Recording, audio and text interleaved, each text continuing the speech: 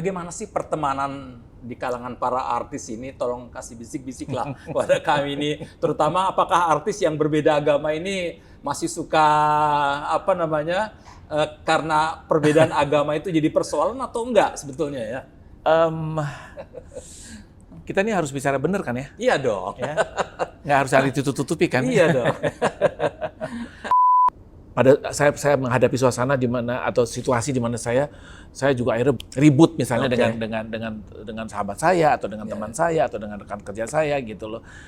Kalaupun ada intoleransi yang berhubungan dengan agama, saya pikir itu bukan agama.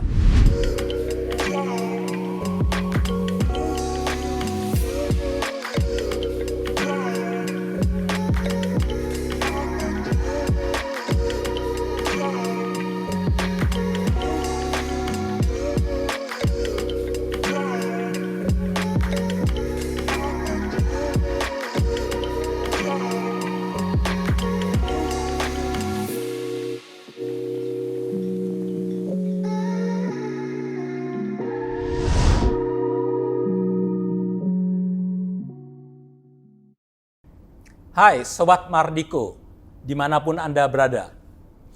Saya berharap Anda semua sehat, selalu gembira, dan tentu saja selalu berpengharapan di tengah-tengah situasi dengan berbagai macam krisis yang kita hadapi saat ini. Saya Albertus Pati yang akan memimpin dalam percakapan kita pada saat ini. Seperti yang Anda ketahui bahwa Yayasan Mardiko Indonesia yang menjadi fasilitator dalam acara ini mempunyai program Mardiko TV dengan tema Kristen Indonesia. Apa maksudnya? Kristen Indonesia adalah upaya kita untuk pada satu sisi menjadi seorang Kristen yang penuh dengan komitmen. Tetapi pada saat yang sama, kita juga kokoh dan punya full komitmen menjadi Indonesia. Inilah sebetulnya dui identitas kita sebagai Kristen, tetapi juga sebagai bagian dari bangsa Indonesia yang beraneka ragam ini.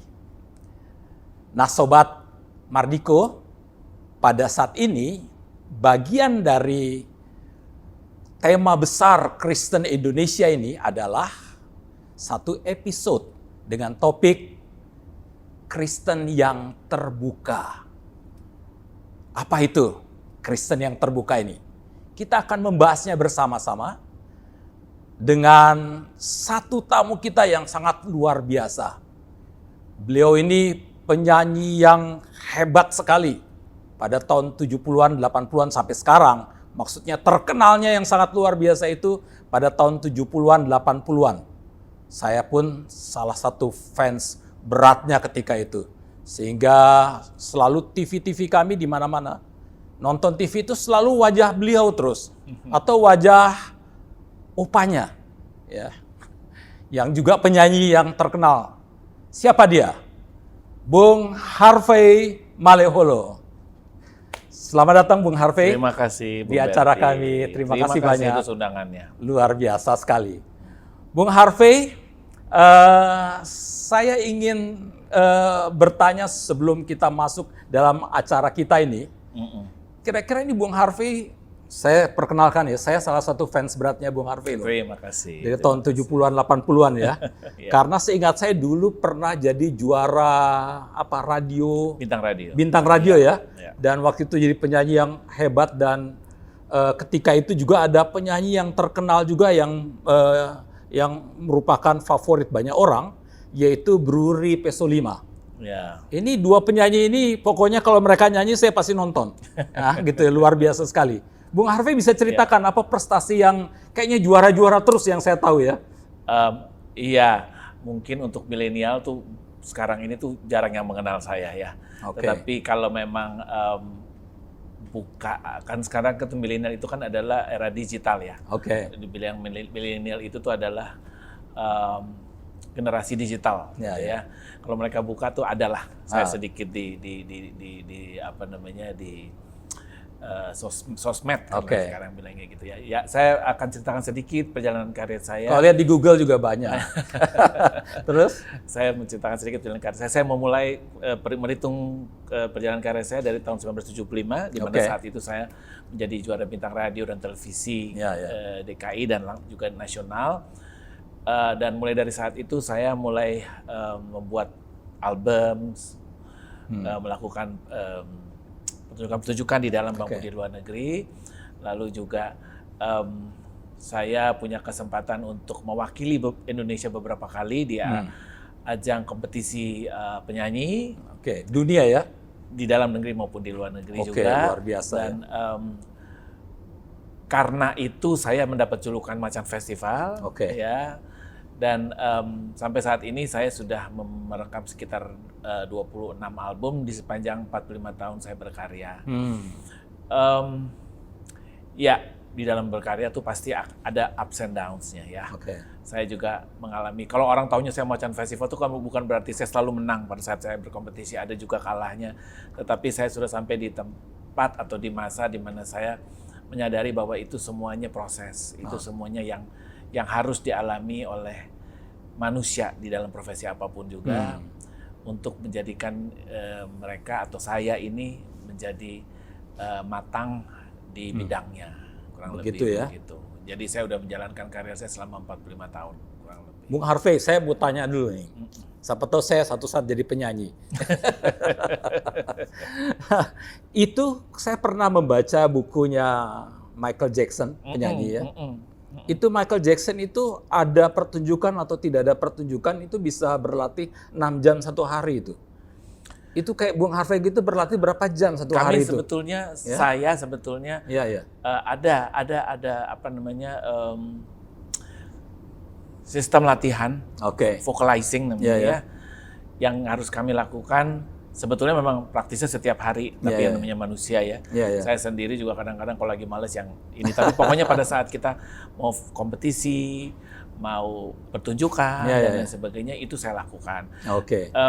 Ya nggak sampai 6 jaman sih. Paling cuman sejam di pagi hari atau siang, lalu sore hari sejam. Tapi sebetulnya juga apalagi kalau sekarang ya, di umur sekarang ini tuh olahraga penting banget tuh. Ya, di samping vocalizing kita juga harus tetap berolahraga. Harus sehat semuanya. Amin. Nah, sekarang kita masuk ke topiknya. Yang luar biasa ini, Bung Harvey.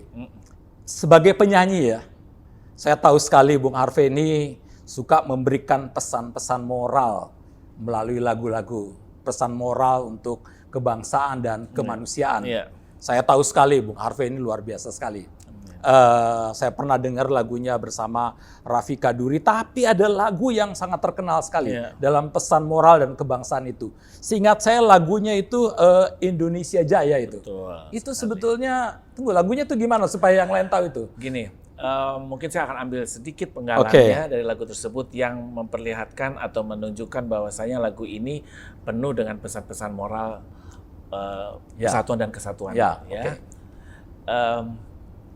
Hadapilah segala tantangan, mohon petunjuk yang kuasa.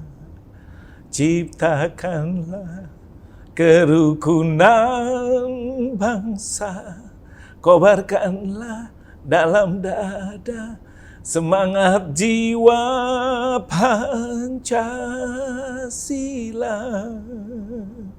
Hidup tiada mungkin tanpa perjuangan, tanpa pengorbanan, mulia adanya.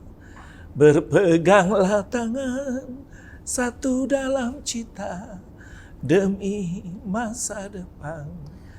Indonesia Jaya. Luar biasa. Itu apa sebetulnya yang hendak pesan moral yang hendak disampaikan melalui lagu ini? Lagu ini sebetulnya adalah hasil karya dari seorang pencipta lagu yang bernama almarhum bernama Caken M. Oke, Caken ya. Oke.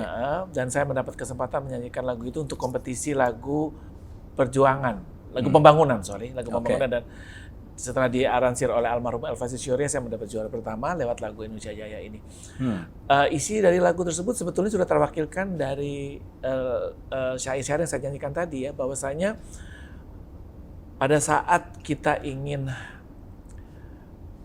adalah makhluk sosial, kita nggak akan bisa bekerja sendiri. Ya, kita perlu orang lain, kita perlu lingkungan juga yang membantu kita. Jadi demikian juga untuk mensukseskan program pemerintah misalnya, ataupun melewati masa pandemi saat ini gitu ya. Kita nggak bisa sendiri-sendiri, kita harus berpegangan tangan ya demi masa depan Indonesia Jaya. Jadi lagu itu berbicara mengenai kesatuan dan persatuan, gitu ya. Tidak peduli, kita tidak berbicara mengenai ras, suku, agama dan lain sebagainya, adat istiadat, tapi kita berbicara mengenai Indonesia. Jadi siapapun kita, dari manapun asal kita, apapun agamanya kita adalah orang Indonesia. Wah, luar biasa. Jadi memang Sobat Mardiko, saat kita semua sedang menghadapi berbagai tantangan, pergumulan, bahkan multi krisis ya, di tengah-tengah krisis pandemi, kemudian diikuti oleh krisis ekonomi, krisis politik, krisis sosial, dan sebagainya, tiba-tiba semua orang merasakan kerapuhan. Semuanya rapuh, semuanya itu rentan, dan semua orang panik. Dan pada saat-saat seperti itulah, kita harus, lagu itu mengatakan kita harus bergandengan tangan ya, satu dalam cinta ya, bukan sekedar bergandengan tangan tetapi juga dalam cinta ya, dalam cita. Oke, bergandengan tangan dalam cita supaya apa? Dengan tujuan Indonesia Jaya. Ini luar biasa sekali. Sekarang ada di tengah-tengah pesan lagu tersebut, Bung Harvey. Kira-kira menurut Bung Harvey ini apa sih penilaian Anda ini ya terhadap situasi Indonesia sekarang ini? Kira-kira oke nggak sih dalam kondisi sekarang ini? Untuk saya ya pribadi oke. Artinya apapun yang sebetulnya cobaan ataupun ujian itu saya tidak melihat itu dari skalanya besar atau kecilnya gitu ya. Tetapi yang pasti bahwa saya berani memastikan bahwa ujian itu semua datang dari Tuhan. Dan saya selalu berpegang pada janjinya bahwa Ia tidak akan mencobai umatnya melebihi batas kemampuannya.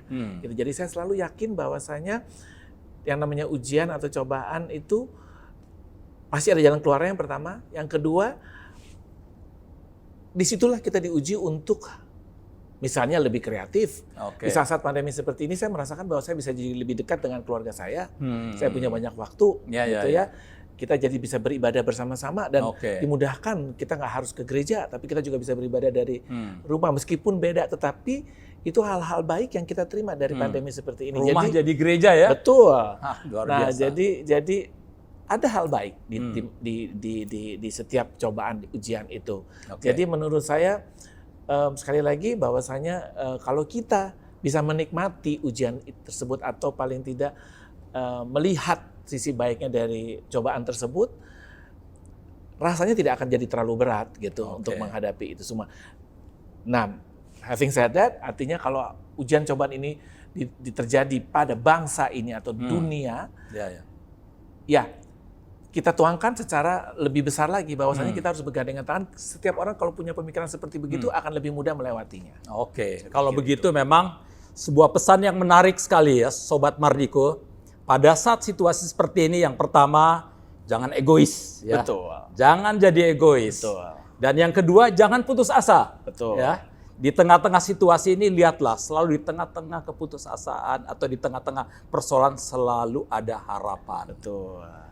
Terima kasih banyak, ini luar biasa dan kita akan melanjutkan pertanyaan kita setelah yang satu ini.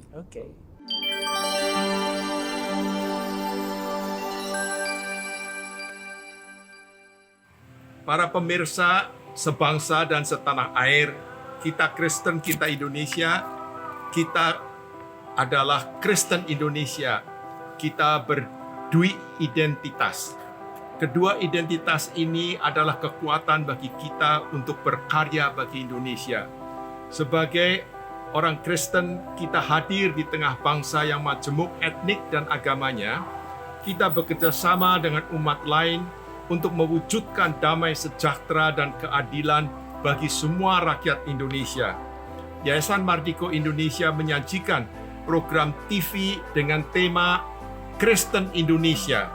Dalam program yang disajikan ini, melalui media daring ini, kami ingin mengajak kita semua untuk menjadi inspirator dan kontributor bagi kebaikan bangsa Indonesia. Keterlibatan kita dalam acara ini adalah upaya kita untuk memperkuat persaudaraan bangsa yang kita cintai. Selamat menikmati. Mardiko Indonesia, Merdeka Indonesia.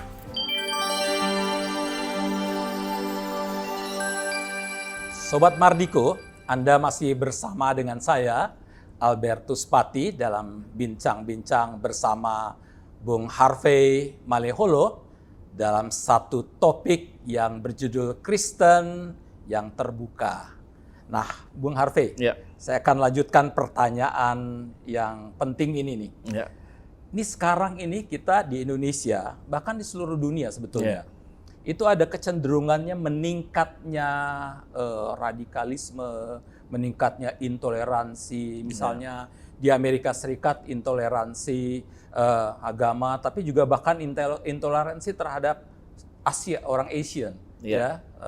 Kalau dulu African American, sekarang Asian, kan gitu ya. Tetapi juga kayak seperti di India yang sekarang lagi terkena COVID luar biasa ini, tsunami COVID katanya. Indonesia juga terkena juga imbasnya dalam pengertian adanya intoleransi yang menguat, termasuk bahkan radikalisme. Nah, ini gimana ini penilaian Bung Harvey dalam konteks situasi seperti ini? Sebetulnya radikalisme itu menurut saya terjadi karena salah satunya karena tidak adanya toleransi atau intoleransi, ya. Karena intoleransi itu terjadilah radikalisme itu. Gitu. Nah, kalau kita bicara mengenai agama dalam hal ini ya, karena sekarang ini kan isu yang sangat sensitif sekali itu masalah agama. Ya. Nah, untuk saya agama itu tidak pernah mengajarkan hal yang tidak baik. Agama itu tidak pernah mengajarkan menyakiti sesama. Karena agama itu menurut saya menghargai bukan menghargai. Agama itu percaya bahwa kita ini adalah bersaudara. Kita berasal dari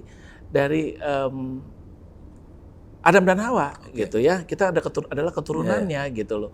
Jadi sebenarnya kita bersaudara. Pada perkembangannya, terus akhirnya menjadi ada yang Hindu, ada yang Buddha, ada yang Muslim, ada yang Kristen, ada Katolik dan lain sebagainya. Jadi untuk saya, kalaupun ada intoleransi yang berhubungan dengan agama, saya pikir itu bukan agama.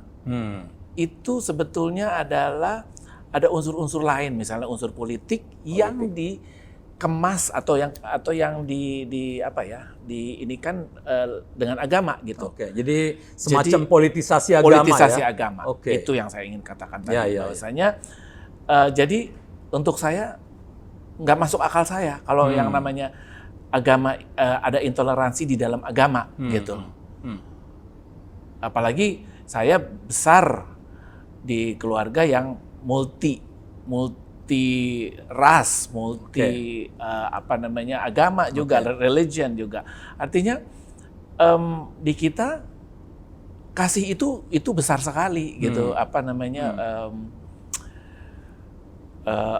Fungsinya tuh sangat besar gitu. Artinya kasih bisa mengatasi segalanya untuk saya gitulah. Jadi untuk saya intoleransi agama itu nggak ada. Yang tepat adalah mempolitisasi agama. Untuk saya. Atau kepentingan ekonomi juga ya. Kepentingan apapun yang lain. Juga, pokoknya pasti bukan agama ya. Agama. Itu saya jadi ingat apa yang dulu dikatakan oleh Gunawan Muhammad. Dalam salah satu tulisannya dia katakan, kalau agama itu membuat orang jadi pelaku kekerasan, untuk apa lagi gunanya agama itu ya? Gak ada gunanya lagi. Betul. Ya. Sebetulnya agama membuat kita mestinya menjadi lebih manusiawi. Ya. Betul. Lebih membangun solidaritas. Betul. Ya. Jadi dan membangun cinta, betul. Ya, yang berpegangan tangan, betul. Itu ya. Demi Indonesia Jaya. Ya. Ini topiknya Indonesia Jaya. Indonesia Jaya. Nah, Bung Harvey, pasti banyak yang undang-undang ya, keperayaan acara keagamaan lain. Iya. Gimana tuh? Kira-kira respons Bung Harvey kalau kayak begitu? Itu juga sesuatu yang saya sangat syukuri, gitu ya, bahwasanya saya di dalam perjalanan karir saya tuh, saya banyak sekali mendapati atau bertemu atau berteman dengan teman-teman yang membantu saya untuk mencapai posisi seperti saat ini. Misalnya, saya tuh waktu menikah saya diulosi, gitu ya. Jadi saya dapat ini marga Batak juga ada. Artinya kok bisa istri Sunda tapi dapat marga Batak? Kalau saya kan itu saya soalnya saksi dari istri saya itu kebetulan orang dari Sumatera Utara. Lalu saya juga pernah menjadi juara penyanyi terbaik di festival lagu Minang. Jadi automatically saya juga sangat dihargai oleh komunitas Minang, sehingga saya pada saat mereka mengadakan halal bihalal dalam rangka Idul Fitri, saya diundang menyanyi. Nah, terus ada juga teman-teman saya, dan sekarang ini saya juga baru saja meluncurkan saya dan teman-teman Roni Sianturi, Andrea Hanusa, Lita Zen, Nindi Ellis, I Sugianto, Cica, dan Sari Kuswoyo, lalu ada Tamara Geraldine, terus ada siapa lagi ya? Ya pokoknya teman-teman ini kita ya. Penyanyi Kristennya ada dari 9 itu, penyanyi Kristennya ada 7. 6. Yang 2 lagi Muslim. Nah, itu kami juga baru aja meluncurkan single Hari Kemenangan judulnya. Untuk untuk teman-teman kami yang merayakan Hari Idul Fitri. Wow, dahsyat sekali. Jadi penyanyi-penyanyi Kristen ini mayoritas Kristen bersama-sama menyanyikan lagu Hari Kemenangan untuk merayakan Idul Fitri yang tahun ini. Luar biasa. Kelompok kami menamakan dirinya Seniman Nusantara. Memang kami merasa bahwasanya pada saat kami membentuk grup ini, kami mempunyai visi dan misi yang sama, bahwasanya inilah saatnya kami memberi. Setelah banyak sekali bangsa ini atau negeri itu memberi kepada kami, kami menerima. Banyak sekali fasilitas dan lain sebagainya, kami dibiarkan berkembang, melakukan kegiatan atau berkarir di negeri ini. Sekarang ini saatnya kami memberi. Dan pada saat seperti sekarang ini pun, pada saat kita menghadapi pandemi ini, inilah saat kita juga memberi. Bahwasanya sekarang kita jangan bertanya lagi apa yang bangsa ini pernah memberikan, kita terima dari bangsanya, tapi apa yang kita bisa berikan kepada bangsa. John Kennedy. Iya. Jadi itu dasar dari kelompok Seniman Nusantara, sehingga kami di dalam kelompok kami ini kami sangat menghargai satu sama lain. Ini luar biasa sekali ini, Sobat Mardiko, karena banyak orang berpikir bahwa penyanyi itu taunya cuma nyanyi senang-senang saja.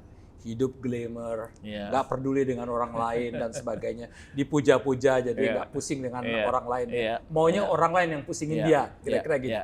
Tetapi dari yang disampaikan oleh Bung Harvey tadi, itu ternyata para penyanyi ini punya panggilan sosial juga ya?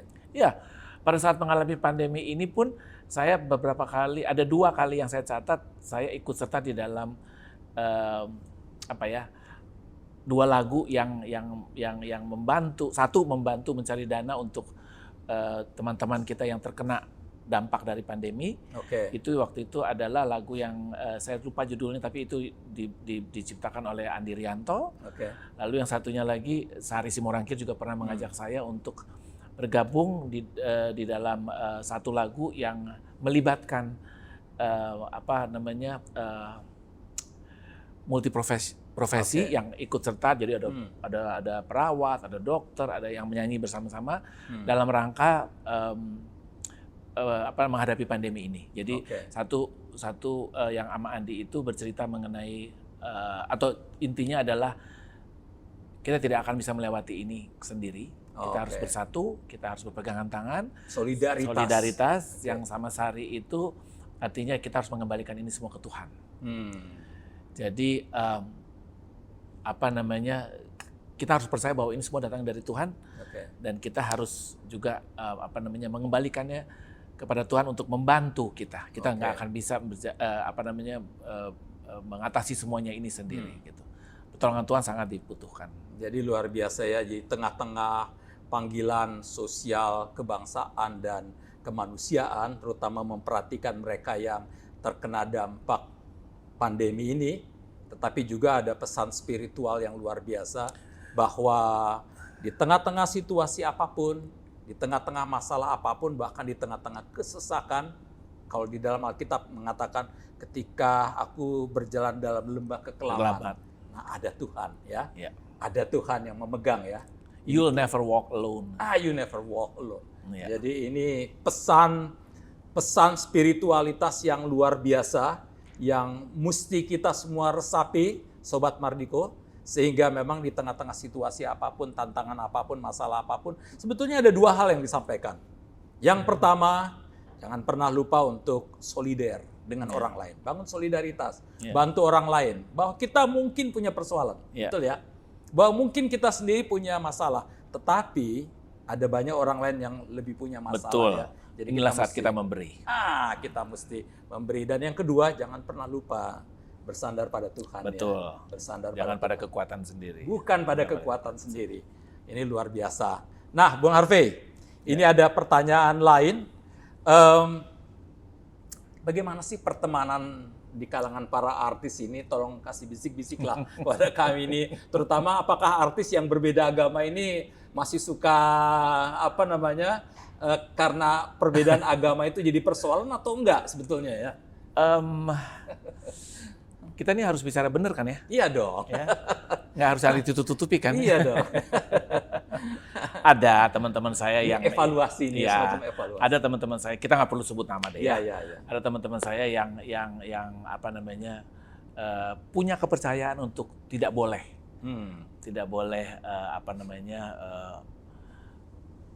memberi selamat pada saat kita merayakan hari raya kita gitu ya. Tetapi untuk saya nggak apa-apa. Untuk saya hanya bisa menilai bahwa mereka belum mencapai kematangan yang memang harus dicapai oleh seseorang yang sudah mengetahui agama itu sendiri gitu. Ya. Bahwasanya mungkin saya juga pada prosesnya pernah mengalami hal itu gitu ya. Karena pada saat tertentu tuh, ada stage tertentu saya di mana saya merasa bahwa lu begitu sama gue juga bisa melakukan hal yang sama sama lu gitu. Ya. Artinya pada saat lu merayakan hari besar membalas gitu ya.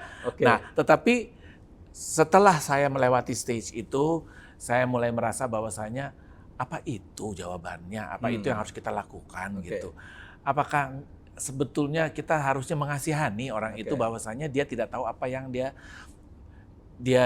lakukan itu menggambarkan kematangannya di dalam beragama gitu. Sementara mungkin menurut dia sudah kiai atau dia sudah melakukan perjalanan rohani ke sana kemari yang dan sebagainya. Ternyata disitulah nilainya bahwasanya bukan perjalanan rohani yang menjadi nilai kematangan kita di dalam beribadah gitu ya, tetapi tingkah laku kita. Nah, saya ingat pesan ayah saya, kamu ke gereja setiap minggu, apakah itu menjadikan kamu Kristen yang benar? Gitu. Kalau kamu tidak bisa hidup berdampingan dengan tetangga kamu, kalau kamu tidak bisa hidup atau kamu tidak selalu melihat ke atas bahwa iri bahwa kamu dia lebih kaya saya ini dan lain sebagainya gitu.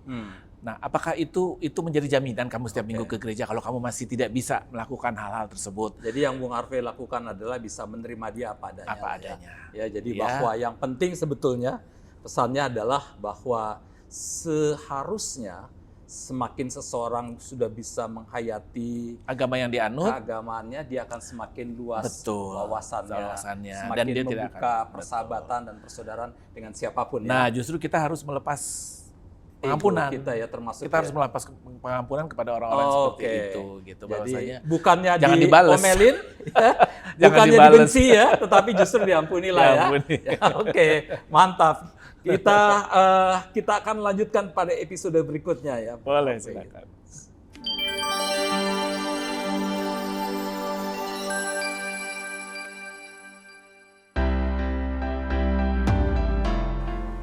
Salam damai sejahtera untuk kita semua. Yayasan Mardiko Indonesia memiliki visi menjadi kontributor dan inspirator damai sejahtera di Indonesia. Damai sejahtera adalah satu kata yang tidak bisa dipisahkan. Damai tanpa sejahtera, apalah artinya? Sejahtera tanpa damai, apalah gunanya? Namun untuk mewujudkan damai sejahtera ini membutuhkan satu analisis dan strategi-strategi yang tajam. Menurut hasil kajian yang dilakukan oleh Yayasan Mardiko Indonesia, kita memiliki banyak tantangan-tantangan yang nyata di depan mata kita. Antara lain, masih banyak praktek korupsi di Indonesia ini. Masih banyak ketidakadilan, diskriminasi, radikalisme, dan ekstremisme beragama. Tantangan-tantangan ini membuat kita harus sungguh-sungguh bisa menelisik apa peluang yang kita miliki. Dan ternyata hasil kajian juga menunjukkan masih banyak peluang dan ruang-ruang yang bisa kita lakukan bersama. Kesejarahan Indonesia dengan keberagaman yang ada memacu kita untuk terus membina kebersamaan ini.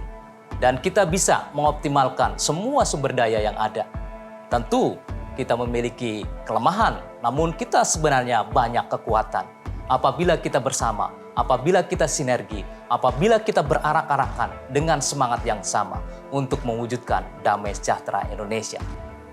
Melalui tayangan-tayangan Yayasan Mardiko Indonesia, kita berharap semua ini bisa memberikan inspirasi positif untuk kita bersama-sama mewujudkan damai sejahtera Indonesia. Melalui tayangan-tayangan ini, saya pribadi dan Yayasan Mardiko Indonesia mengajak kita bersama untuk sungguh-sungguh bisa berkontribusi dan memberikan inspirasi yang konkret bagi terwujudnya damai sejahtera di Indonesia. Terima kasih atas semua dukungannya dan mari kita terus melangkah ke depan dengan mengoptimalkan semua talenta yang dimiliki. Sebagai umat percaya, kita harus terus mengandalkan Tuhan dan kita harus terus mengoptimalkan talenta yang Tuhan sudah berikan. Terima kasih. Mardiko Indonesia, Merdeka Indonesia. Tuhan Yesus memberkati.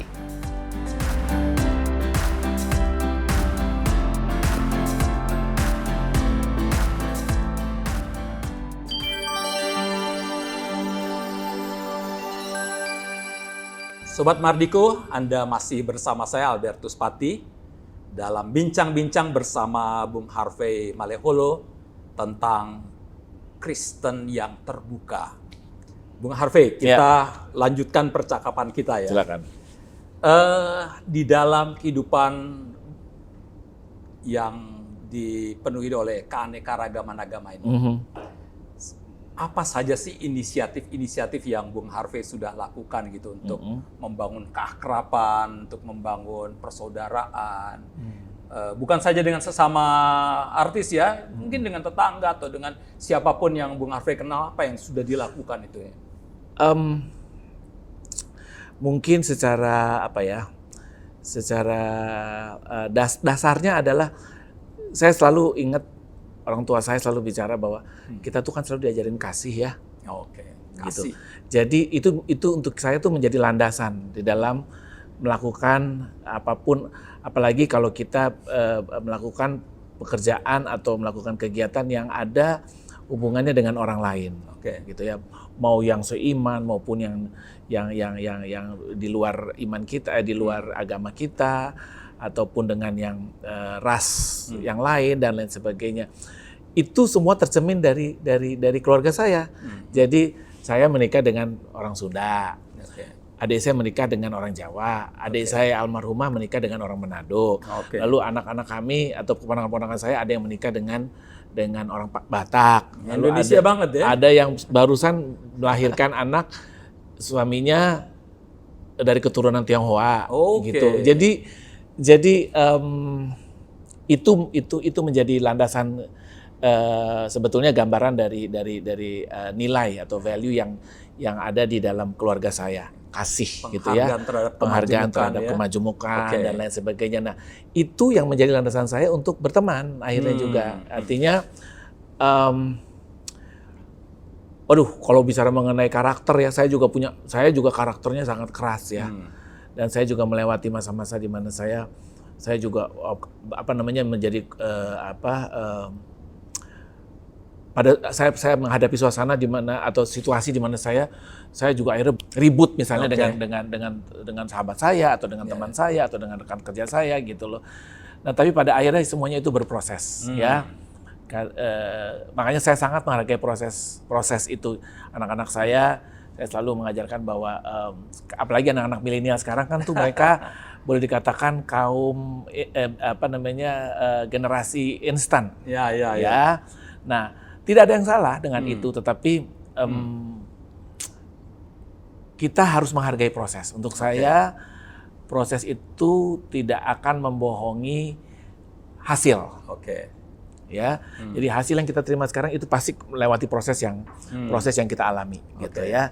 Jadi hasil kurang begitu baik berarti prosesnya kurang, pembentukannya kurang, gitu. Kita melewati proses supaya kita semakin matang, semakin dewasa, dan semakin punya kasih. Betul. Terhadap siapapun ya. Akhirnya itu bisa menjadi landasan saya untuk berteman. Artinya saya menghargai bahwa ini anak berarti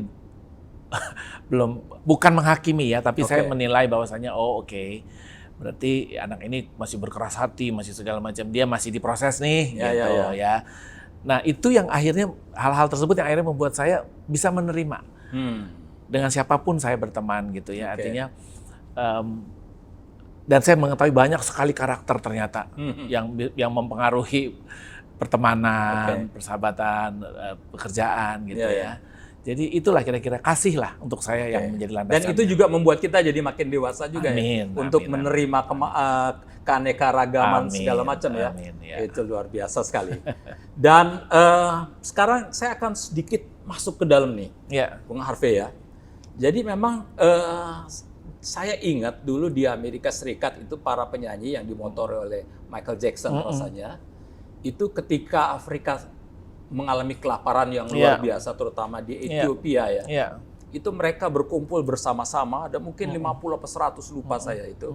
Itu mereka bernyanyi We Are the World. Lagu itu luar biasa ya. Meledak di mana-mana dan memang tapi pesan moralnya bahwa kita harus bantu nih siapapun dia adalah saudara kita. Nah, pertanyaannya ini ya Bung Harvey.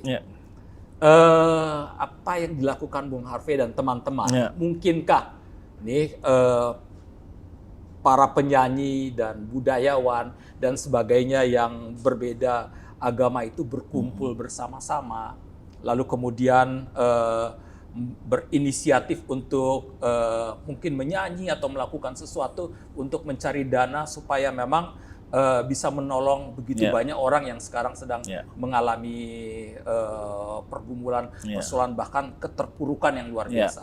Gimana?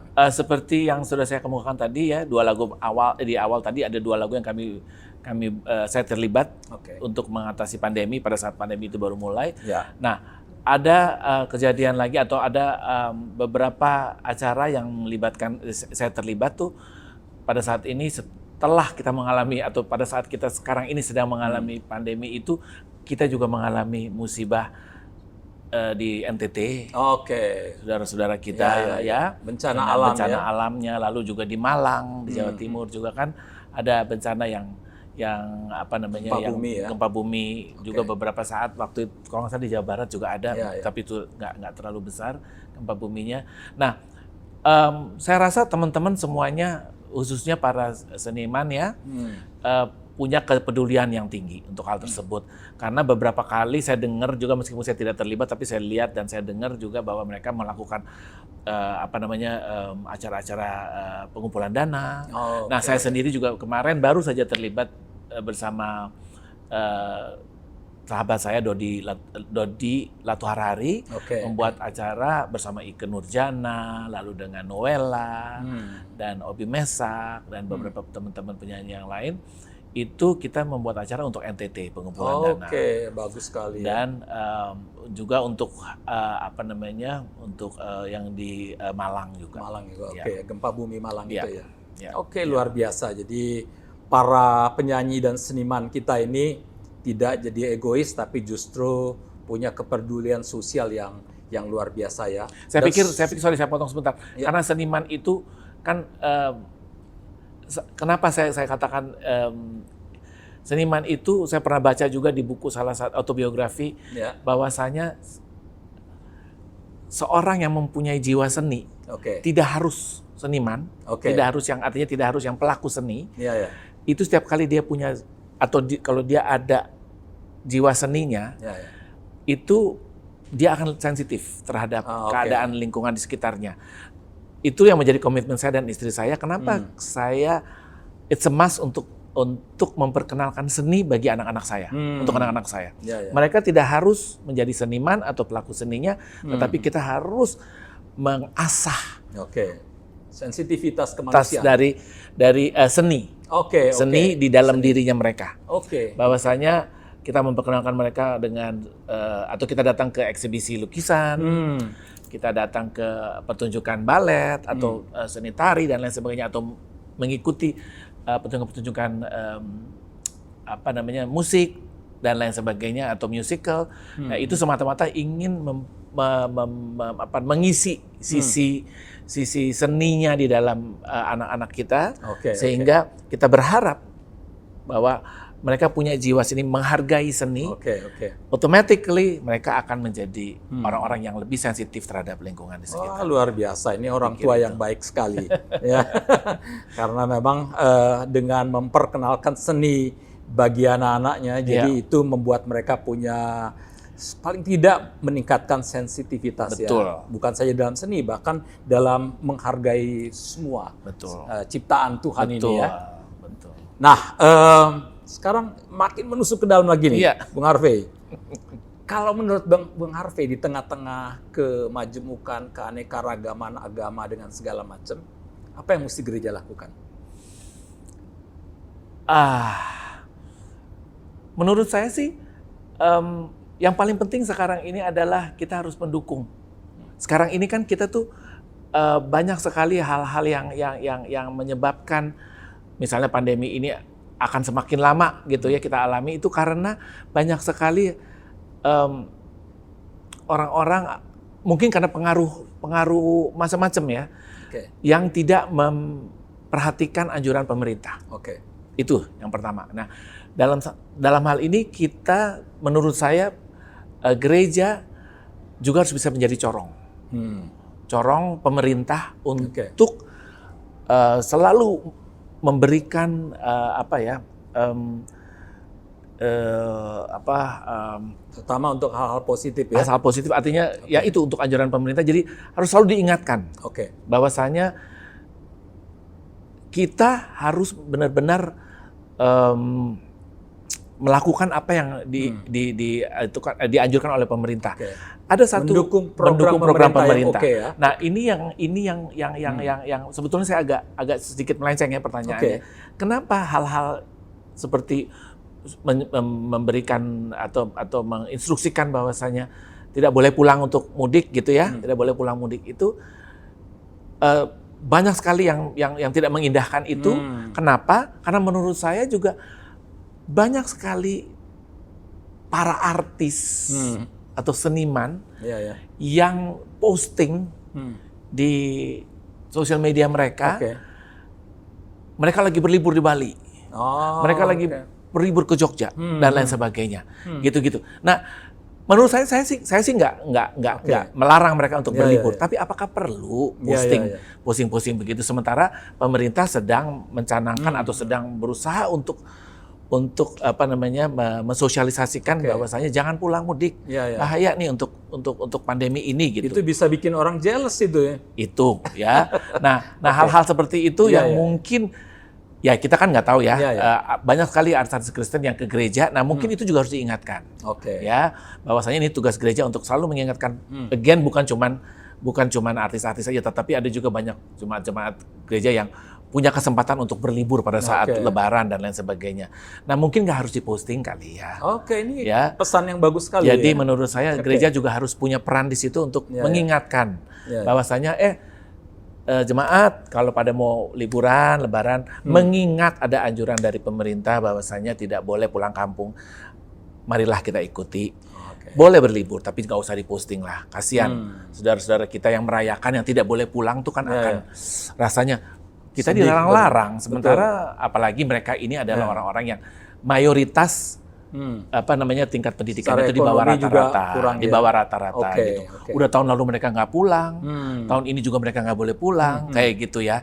Untuk mengatasi itu saya pikir gereja patut ikut ambil bagian di dalam salah satunya itu untuk mensosialisasikan anjuran pemerintah untuk tidak pulang, salah satunya seperti itu. Coba ngomong bahwa teman-teman jemaat kalau ada yang punya rezeki lebih mau pulang silakan, tapi nggak perlulah, gitu. Atau mau berlibur nggak usah diposting lah, gitu ya. Kurang lebih gitulah peran. Saya pikir itu yang sekarang ini dibutuhkan oleh. Bagus. Jadi kita mendukung program pemerintah yang baik. Ya. Dan yang kedua adalah kalaupun memang kita harus pergi kemana-mana, itu sebaiknya nggak usah diposting lah ya. Dan kalau punya uang lebih baik bagi-bagi lah ya. Iya. Betul ya. Kita kembali ke masalah memberi ya. Nah, itu dia. Nah, terakhir, Bung Harvey, silakan. Tolong berikan pesan-pesan untuk para penonton ini, gimana sih hidup di tengah-tengah kemajemukan. Ini banyak penonton ini fans Anda ini, termasuk saya nih. Kira-kira apa sih yang mesti kita lakukan untuk bisa hidup dengan wise di tengah-tengah kemajemukan ini? Silakan. Nggak harus bicara wise lah kalau ini ya. Artinya, apalagi bicara mengenai milenial ya. Saya merasa bahwa apa yang akan saya bicarakan ini adalah hal-hal yang saya bicarakan dengan anak-anak saya, yang juga masuk ke kategori milenial, gitu ya. Bahwasanya saya selalu bilang sama anak-anak saya bahwa, kita nih hidup di negara yang kaya loh, ya. You name it, apa yang kita nggak punya di sini, ya. Kalau masalah alam udah deh, kita yang paling lengkap deh, ya. Apapun kita ada di sini. Nah, hasil bumi juga segala ada. Nah, masalah ras, etnis ya, agama dan lain sebagainya, multikultural dan segala macam yang tadi ada katakan itu. Kita punya semua gitu. Dan itu yang menjadi bangsa-bangsa lain tuh iri sama kita. Nah, kenapa kita tidak malah hal-hal tersebut yang membuat kita pecah, gitu. Nah, itu saya berharap anak-anak saya atau kaum millennials itu menyadari hal tersebut, bahwa hal itu yang menjadi kekuatan kita, yang diharapkan oleh bangsa-bangsa lain mereka miliki gitu. Nah, sementara kita memiliki itu, tetapi kita tidak menyadari kelebihan kita tidak mensyukuri itu, malahan itu bisa menjadi